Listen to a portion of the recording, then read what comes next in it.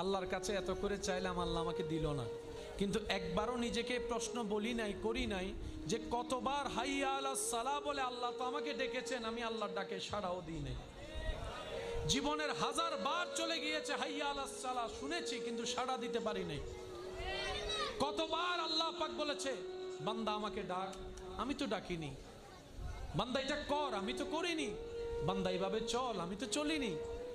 এইরকম 1000টা আদেশ অমান্য করার পরও যেই রব দয়া বন্ধ করে নেই, রিজিক বন্ধ করে নেই, রহমত বন্ধ করে নেই, তিনি আমাদের রহমান রহিম। সুবহানাল্লাহ।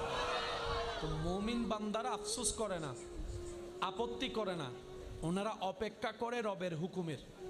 ওই রবের হুকুম আসা পর্যন্ত অপেক্ষা করার মাঝখানে যে রাস্তা, এটার নামে সবর, এটার নামে ধৈর্য। বলেন না সুবহানাল্লাহ। ওনারা সবরের রাস্তা দিয়ে যায়, শুকরের মাধ্যমে